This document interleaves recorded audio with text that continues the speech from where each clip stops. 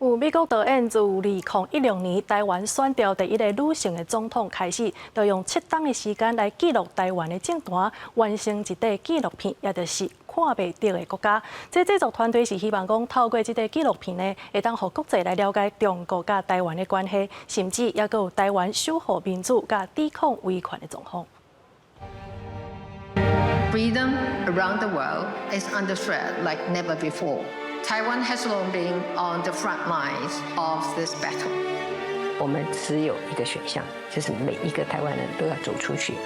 蔡英文做总统任内，希望台湾走向国际。这出纪录片看袂到的国家，导演是美国人Vanessa Hope。伊伫2016年见证台湾选出头一位女性总统，用7年的时间记录蔡英文安怎执政、捍卫民主，更有其他女性参与政治的过程，包括副总统萧美琴、立委吴派业等等。导演用大量的影像资料、采访无同观点来呈现台湾民主化的历史、国际处境，各有台湾人的生活认同。到了台湾，又面临一个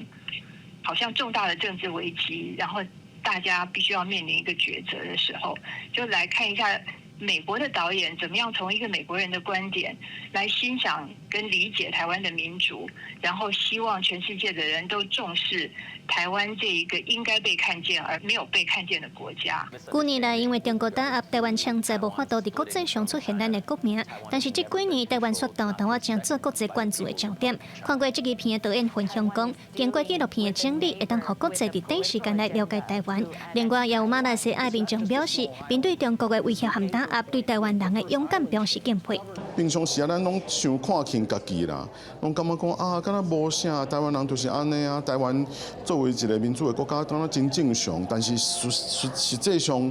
咱是经过足侪人的拍拼，甲足侪人的吞忍，甲足侪人的牺牲，咱才有今仔日这个台湾这个国家。快10年了，所以看了很多东西，发现到其实这边人就相对很勇敢。就我只是想